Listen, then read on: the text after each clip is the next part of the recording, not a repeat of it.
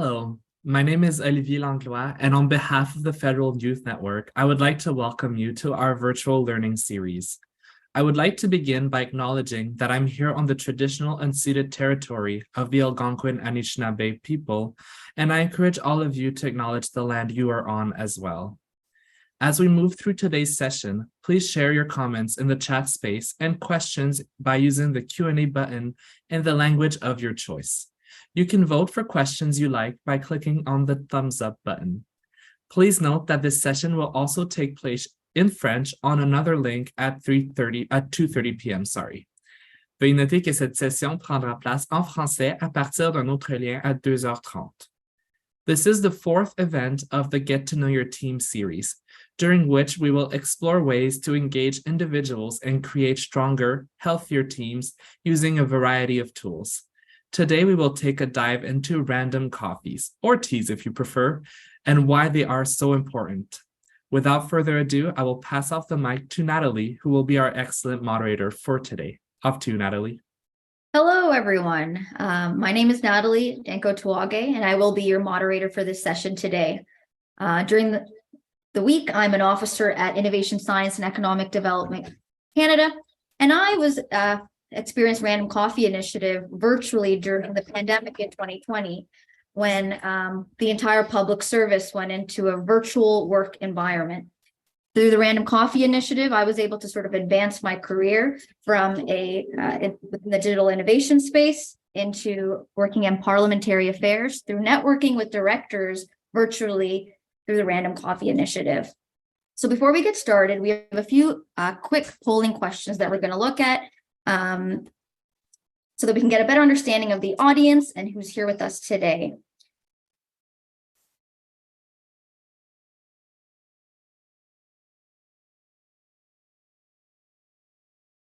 And as you guys answer these questions, I'll mention that the learning objectives today will be looking at sort of the importance of connection and culture within an organization, the importance of networking to break down silos and navigate our way through the government, and as well as how one might be able to launch your very own random coffee initiatives across the federal public service.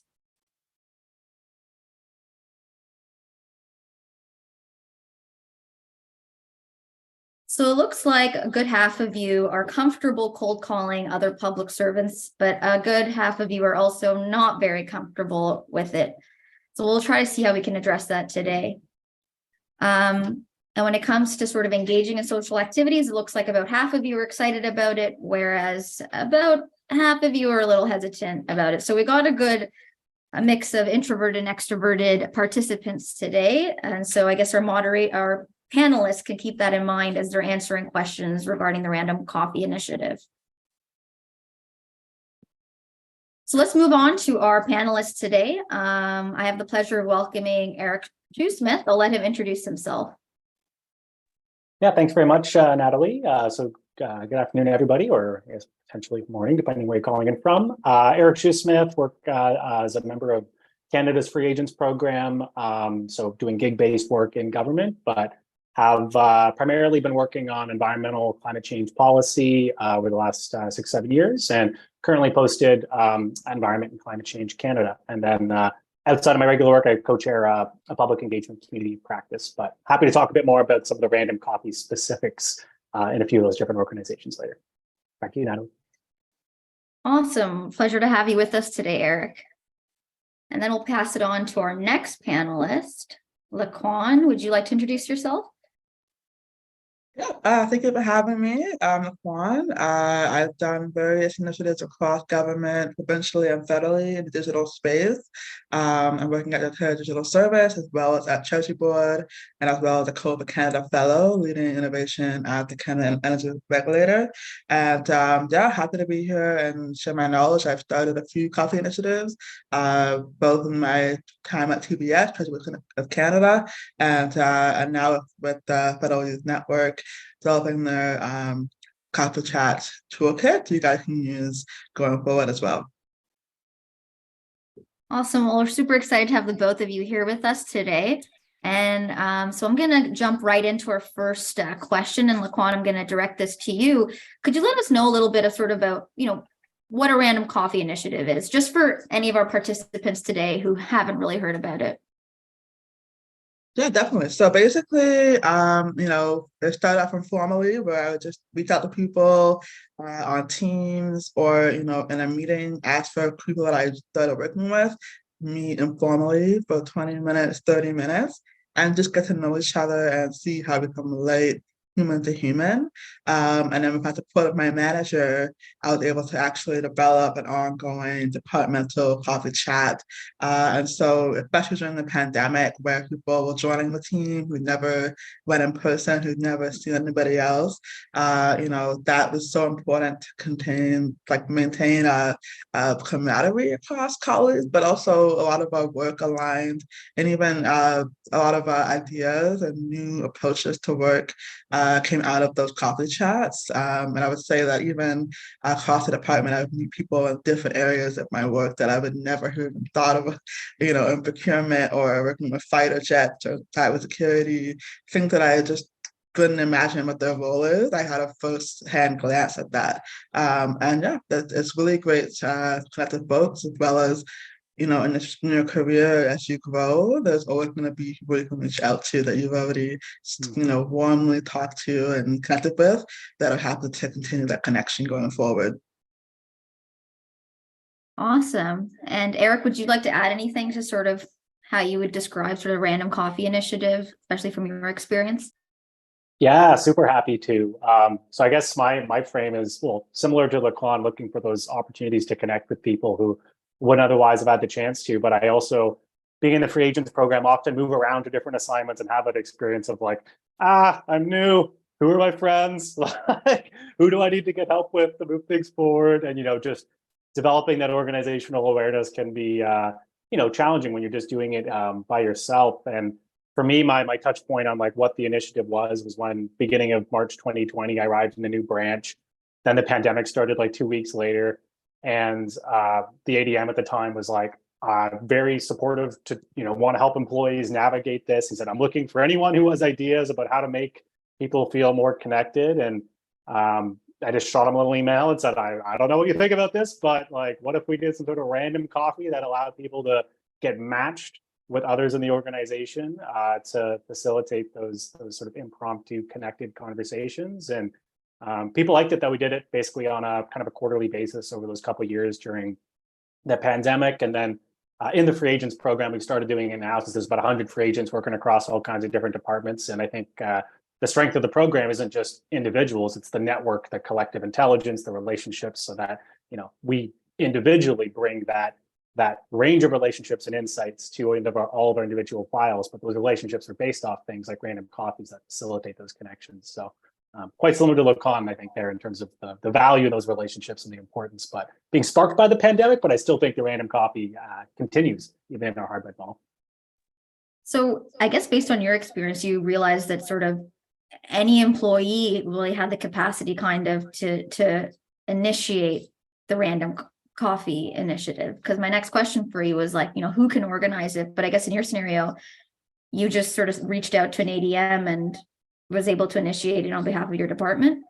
Did you have to work with anyone else to kind of get it to work? Yeah, good point. Like, it definitely wasn't just me. I just sort of read a couple blogs about it. I was like, this is interesting. But then when I emailed him, he pointed me to, because I was new, I still didn't really know how things work. We'd had a little meet and greet with the new staff with the ADM. So that did make things easier, in that there was like a little bit of a pre-existing relationship from the meet and greet. But after I emailed him, he basically was like, that's a great idea. And also, if you need support, like, why don't you connect with the branch social committee? And then that social committee, they ran things like lunch and learns and, little like virtual games and stuff like that. And they were a great resource to connect to, because they had all the like listservs and the protocols for kind of sending these sorts of emails out to get people to sign up for things. So then if I just joined that little social committee, and me and one other person became the little tag team on the random coffees like project within the social committee, and it just kind of continued from there for basically for the last 3.5 years. Awesome. I think it's a great story of like a bureaucrat taking initiative and navigating the relationship with executives to get things done. Laquan, my next question is for you. you mentioned this a little earlier in your introduction, but how do you think the GC could benefit from individuals sort of meeting random people within the enterprise? Like, what are the benefits of that? And Yeah, I mean, the benefits are manifold. First off, you meet people that you would not know otherwise, for one. You learn more about different roles in the department or outside of the department. If you're looking for a different role, you have connections where you've learned about different areas of work or areas of communities that you might want to explore. And then you can find mentors. I found a mentor that way where, there's a lot of value and a lot of first impressions that you can kind of get over when it comes to coffee chats. I'm not someone that's particularly extroverted. And so for me, that was a great way to have 20 minutes, with somebody in a different department, a different team or an executive, and just, really I learn about what they do and just start from there and making the connections. So that in the future, if there's anything that you have a question about or something that, you're interested in any capacity, even just meeting up in the same city, things like that, people are very open to you doing that. And you already have that soft connection with someone. And I mean, I did it all virtually. I didn't meet people in person during the pandemic, but before the pandemic, when I was at the province, I saw that just meeting people across different teams, I was able to amplify my work as well. So the work you're doing, people know what you do, and you have understanding of your role. Because often, if you're a quieter person, sometimes you could be overlooked for your efforts, and that's one way to amplify your work is just have those chats with people, build those relationships, and those short chats go a long way to people having an impression of you and how you want them to see you versus how somebody else reports about you. So there's many ways to navigate coffee chats, and I would encourage it just to be a way to build your network without any incentive, and then in the future, those will be there when you need them for whatever you need it for. Yep. that's a great insight, because I feel like that was my experience as well. Like when I did it virtually, I didn't even realize I was talking to a director. I didn't even realize we even had a role in parliamentary affairs. Learned so much through the chat, ended up making a career shift. So great insight there. Next question is to you, Eric. Like, how long do you think someone should plan to chat with someone through a random coffee initiative? Yeah, it's a really good question. One thing I'd offer maybe just to differentiate from the top is I think there's the difference between you see the email come out for the random coffee initiative that asks you, do you want to sign up? And by signing up, you're automatically going to get matched with somebody. And that will, there's a commitment kind of on both sides by signing up for that conversation to happen versus if you reach out outside of a random coffee initiative for a random coffee, in which case I feel like the ask maybe is a little softer in that instance, and you kind of gauge from their reaction, like how much time would be appropriate. But I think it's amazing if you have thoughtful questions, like what just 30 minutes can do. And I think 30 minutes is enough time to develop some of the relationship, develop an awareness of each other's work, maybe even scratch the surface on some ideas or challenges, and plant seed if you want to have a subsequent conversation. But I feel like, that could be, if you get matched with someone else, you could explore maybe something a little bit longer, but I think 30 minutes is like a nice starting point. And then from that initial conversation, you could both gauge, is there an energetic feeling here that feels like we should have another one of these, in follow-up, in which case most people I find do. But 30 minutes, anyone can offer, I think 30 minutes, which is a nice maybe starting point. But tell me if you think differently with them. I think my chat was like an hour or so, but 30 minutes sounds good enough as well. Laquan, the next question is for you. What should one kind of go into a random coffee to chat about? Do you think people should go in prepared, or do you have specific things that you want to talk about? For sure, for sure. I mean, I wouldn't want to waste someone's time. Like you have value as a human, as in your work and your perspective and your personality. So you want to recognize that about a person as well. And I would prepare. Like I would have questions. I would, if you look at the person really quickly on LinkedIn or on like an internal forum when you know what they do, have some questions prepared about what you're interested in talking to them about. It will ease your nerves by meeting somebody new, but also they will feel valued that you looked them up, you looked into like what are some things you can connect on. I wouldn't go in looking for a particular thing for a first chat. Like I would go in just open-minded with questions or just to learn about the person, and they will do the same for you. And like Eric said, like going forward, you'll likely have, discussion about how you want to proceed. Like, do you want to continue the current chats? Some people I've met where it's been that case where we had a lot to talk about and we had a recurrent chat for almost 6 months. And so it was like an informal kind of advising on their file what they had. And I was happy to get that time. But I would go in with open mind and have questions to prompt and lead the conversation. And if it leads somewhere else, that's fine. But just go in knowing, I'm here to talk about at least one or two things that are we could really connect on. So that's how I would go about it. Eric, do you have anything to add to that?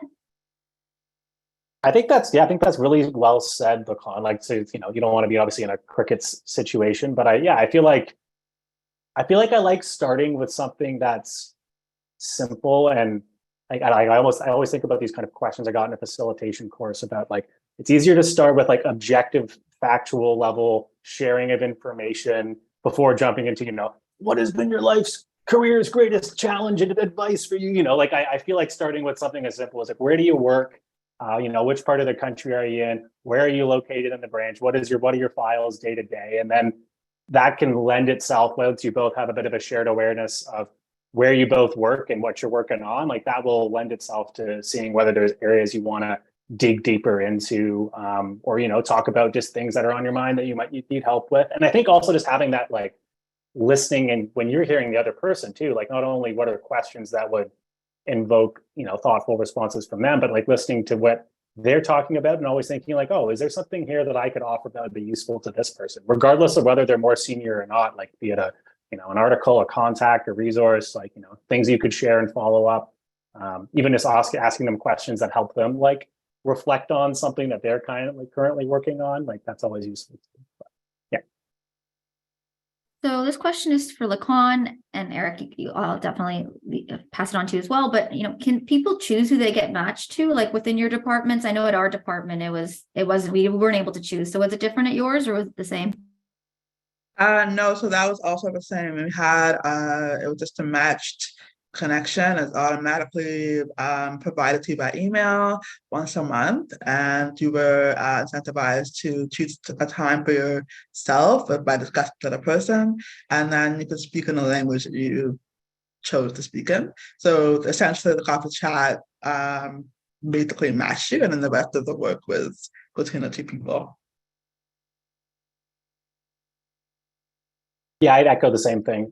For us, it was sign up, and then I've seen it done a couple different ways. Like once you've submitted your name, I've seen some places where you'll get an email that just connects the two of you, or like some like a Teams notification or something like that. Or I've seen other cases where everyone who signs up gets sent a BCC email, which has a table and the list of the matches. So then it's just on you to read the table and say, okay, I got to connect with this person. But I don't think that precludes, like, one other nice thing about seeing this initiative in the organization is that it shows that people are being encouraged to take the time to connect and have these kinds of conversations, which I think often the biggest barrier is like, oh, I'm not working on my briefing note right now. Like, is this time that I'm supported and valued in terms of taking it?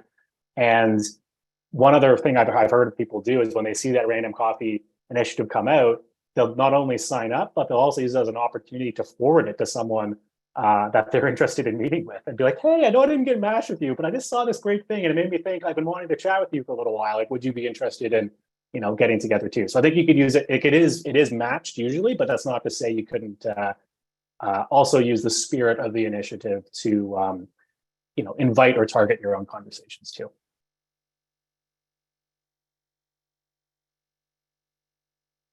think we might have lost Natalie for a sec there, but I don't know if you have anything to add there, Lacan. Oh, she's back. Okay. Okay, so for my next question, I'm going to pass it on to the audience now. And I'll go off the first one, which is what are how often should someone run a random coffee initiative? I know at our department, I think it was every month. Was it the same at yours, Laquan and Eric? Yeah. Yeah, ours was, to be honest, we started it and did it once as a pilot. And then this isn't saying this is how it should be, but we did a pilot, and then we asked for feedback from those who participated. And everybody was like, we love this. Let's do it as much as we can, basically. With like, I would say the exception of we did more executive level participants. I think we're more in favor of something like, maybe not like every single month they would participate, but like, like still a frequency for their participation. But where we landed was about a quarterly basis. And that was purely just off of, how often our social committee felt like we could, lift and send it out and make the matches and things like that. But certainly, like, I think there are other departments that are doing it more frequently. And if you have the little team to make it work, you could do it more frequently, and people seem to enjoy it. But we've been doing it about quarterly, both in my branch and in the free agents program. Laquan, do you have anything to add to that, or? Oh, it's about the same thing. We did it for monthly engagements, and folks took it on themselves to, if you want to do more than one, you could definitely do more than one. But I agree with Eric in the fact that you're encouraging people to talk, especially at TBS. The work is fast paced. People feel very overwhelmed, and so having that support to take a break was something that needed to happen to do that. Otherwise, it wouldn't have happened. People wouldn't have been having coffee chats, and a lot of people would not have supported it if you did it informally. Sometimes it needs to happen where you have that mandated once a month, and then it's encouraged that, if you want to do more than one, do trust your people, your team to, make that decision. It should be encouraged. It shouldn't be the case that, I'm going to only do it because it's mandated for once a month. You're working well with other people, you're part of a team, you're part of the broader team of the government of Canada. And so, it's something that benefits you and as well as other people, so that, they're all growing together, informally and formally. So. So how do you what kind of advice would you give for someone who has kind of like social anxiety navigating like a random coffee initiative? I feel like my first thought, and I think everyone has a unique circumstance and preferences. So I won't say that, this is catch-all advice, but I have heard from a few people that the ability of the random coffee initiative to make the match for you takes out the hardest step, which is sending that email yourself otherwise to people to initiate that conversation. So my first thought would be like, just try it and sign up, and then you don't have to worry about cold calling or cold emailing, because that first step is already taken out of it for you. But then, I think there is that like, I'm meeting someone new and we have our coffee starting off, and how does it go? And I feel like just, approaching it from a place of, curiosity and, is there anything here I could do to help this person, but not putting a ton of pressure on it. Like, if it's a half an hour or an hour and it's, there's not a lot there, that's okay. Sign up and do it again, because there will be another great match at some point as well. And how about I would also add, but I would also add, if you have anxiety about it, maybe do it for a shorter time, to just 15 minutes, have a very kind email, very short, no more than like 5 sentences, as people know that it's an informal situation, you're just reaching out. So there's no pressure to perform, there's no pressure to get something right. People generally are happy that you reached out. And someone that's not happy that they reached out to them, like, something's wrong with them, it's not. You're not asking them to do much, and they can always say no, right? It's not a big deal to send an email to anybody, whether it's all the way at the top, And that's happened to me where I was at the province and I was working for a department where the minister was open to talking to people, and I just sent a short email saying like, I'm a new person and I would love to connect and see if we can, have 15 minutes of your time. I really respect your expertise. And that was it. Let me know what time works for you. So you let them decide the time, decide the place, and say yes to you. And you're reaching out as an olive branch. You're being a kind person by asking for coffee. So no one's gonna feel bad that you've done it. So there's not a wrong way to reach out to someone. So with that in mind, like I think, for yourself, like it would also help you grow as a person and become more engaged with other people and relieve some of that anxiety as well. By practicing doing that, even if people say no, it's totally fine. So, yeah. So considering that this started virtually, do you think I think you just muted there, Natalie. Considering that this started sort of like virtually, I mean, in my department, it started virtually, could you see translating in person and how so? Go ahead, Lacan. You want to go first? You can go ahead. Okay, sure. Yeah. I actually, before I go to that, I did want to mention one other thought related to, if you have social anxiety related to this kind of thing, is that I actually, I do find the e-coffee is a lot easier to coordinate, and people have a certain comfort in having these conversations from your own little corner of your home versus sometimes the coordination involved to get together to find the coffee shop, the dance of who pays for the coffee, or if you buy your own coffee or whatever, right? So I just wanted to mention that as another aside. I think both the in-person and the e-coffee are unique and good in their own way. But, if you're easing into it, the e-coffee is very easy, and it's very easy to get that time. But to your point, Natalie, about how that's changing now in person, I still primarily do the e-coffees, but, starting, if there is someone where you feel like you want to have that in-person time with, that's, I think a great way to develop that rapport as well.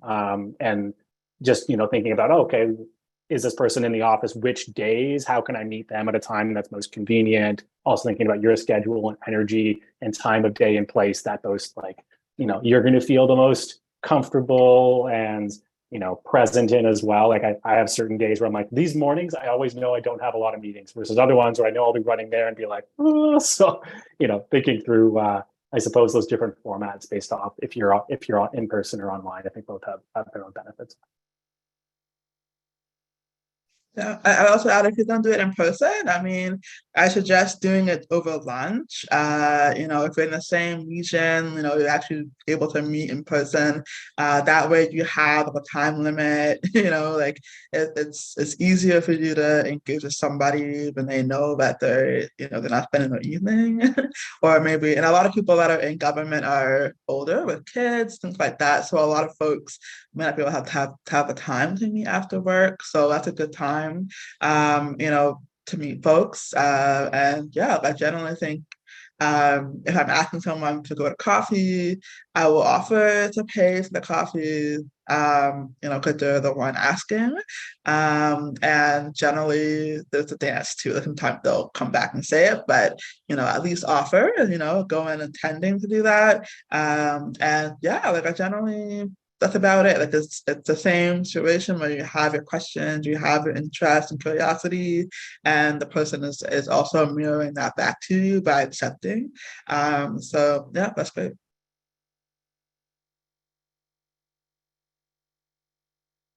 Do you think that it can only strictly be one-on-one, or could it be in a group setting if necessary? It could be. Yeah, I mean, they have to know that you're all meeting. But yeah, if you have a group approach to it, that's also fine. I wouldn't gang up on somebody, but I would say you're interested in joining us, or we have a couple of us going, or do you want to invite someone yourself? And so it could become a small event. And I would say at that time when you're all meeting, you'll know, do you want to go forward with a group approach? That's also one way to go about it too, for sure. One other thought there from an organizer's perspective, like if you're the one who gets the matches and you have that responsibility, like we've had an instance before where you have an odd number of people who sign up. So you're like, oh, there's one match here that will be a group of three. And that was interesting just to think about, like, oh, okay, well, you know what, that might actually form like a really interesting conversation with that small subgroup as well. So we've only really stuck with the twos and then, you know, the one group of three each time based off, you know, if we have an odd number or not. But that would be an interesting area to get some feedback, because I think that could maybe be a little bit more complicated to coordinate getting people together, but at the same time, and you would want a little bit more time, like maybe not just 30 minutes, maybe you're then thinking about like a 45 or longer, or an hour. But I do think there is a lot of richness to having you know, small groups as well, like maybe not like a big one, but that 3 to 4, maybe starting with 3 could be really nice. Yeah, I've only experienced one-on-one, but it would be interesting to explore group ones. Is there a standard invite text or explanation that one could use when sort of trying to initiate a random coffee initiative? Maybe not a lot of people in the department may know about it, or so. Do you guys have any guidance for participants on, you know, how they could initiate that initial email invitation and to set some context? I know with FIN, so we have a toolkit that you can send out to you guys to start your own random coffee initiative. And it'll have some resources there related to setting it up, you know, signing up, registration, you know, having that ongoing recurring invite chat for folks and matching people that have registered. So we can definitely help you out with that. And our friend here to support as well in that endeavor. Yeah. Yeah, we can, my colleagues and me who've been organizing in our end and Free Agents and Environment Canada can, yeah, for sure, follow up with we have a little toolkit, a blog that talks about sort of different languages and tools we've used with the promotions and also the like the Google form and things like that in our context. It's not that, you know, everyone does a little bit different, but to your point about like ways to hook interest, Natalie, like things that we used was language. Like, are you looking to connect more with others in your organization? Are you looking to grow your organizational awareness? And you know, are you looking to help learn and support your fellow colleagues? Like, if so, maybe consider trying out a random coffee and, you know, click this button, fill out your name and something like that. But I think when you're making the pitch to your management to endorse this kind of initiative as well, like thinking about how you pitch it in line with where they see needs as well, be it like, you know, supporting employee mental health or connection or cross-team collaboration, like that's another component to it as well. Like, how do you make the pitch to management to get it off the ground? And then what does the hook look like and the communications that goes out to your organization or colleagues to encourage them to sign up?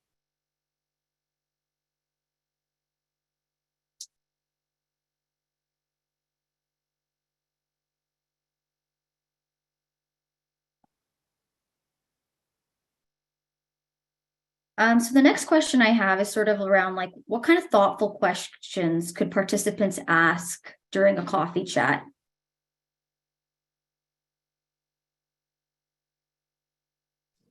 No, I can go.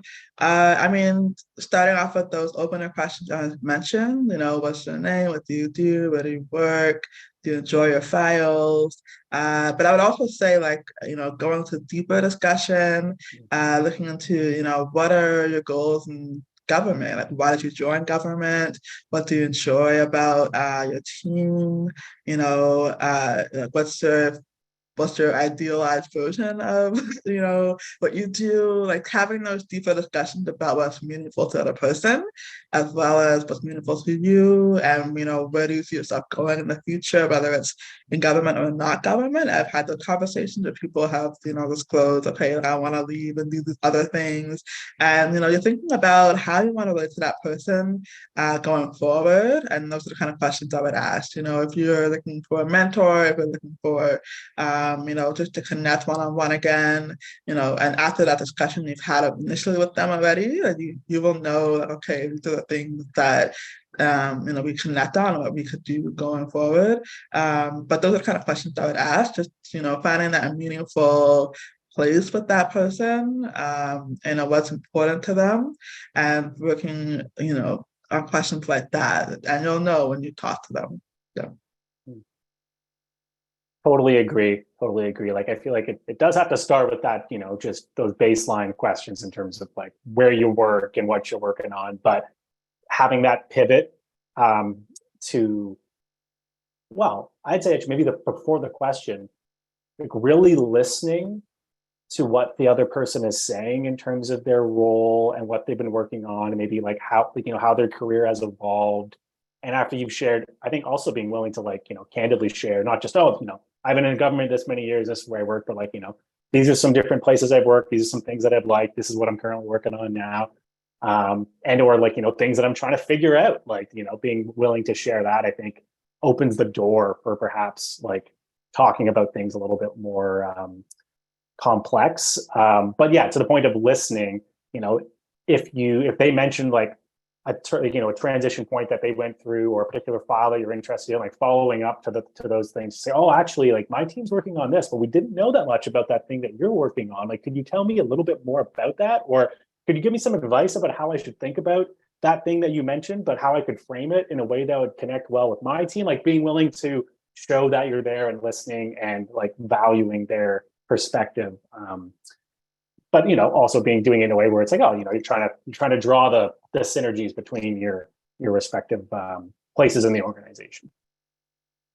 Yeah, for sure. And I'd also add, if you get stuck, if you know, sometimes it gets a little awkward. Like I would ask about their challenges. So what's the hardest thing they're facing right now? You know, and working through that conversation helps to get to a deeper discussion. So that's a back pocket question. If you get a little stuck or you get, you know, a little tongue tied, that's an easy one to bring up right away. So there you go. I definitely felt like it was really helpful to ask them what they do, because I was surprised twice in a random coffee initiative that I was talking to a director. I had no idea because I didn't ask them up front. So yeah, I think that also helps. Has anyone ever organized a speed dating version of the random coffee initiative? That was one of the questions from the participants. I haven't organized one. I've taken part in those GC Connects events. I think GC Connects, or anyway, the big ones where you got to speed date different tables with senior leaders, which I think was maybe a form of that, where there was like 4 or 5 people meeting with a senior leader at a time. But I haven't organized one specifically. Although when I joined Free Agents, they did have one actually, which worked really well. Part of the orientation was you had the orientation session, introduce yourself, et cetera, but then they invited a number of alumni who went and sat at kind of individual tables, and you would rotate through, spending like 15, 20 minutes talking to each person and rotating through. And that was good. I mean, I haven't done it or seen it in a virtual context yet, but it was good. Yeah, I think that's Mega Connects. Thank you. Not GC Connect. Thank you. No worries. Oh yeah, I've definitely seen that with I've seen that with Mega Connects as well. I guess it'd be interesting if you get to meet multiple different public servants in a day or something like that.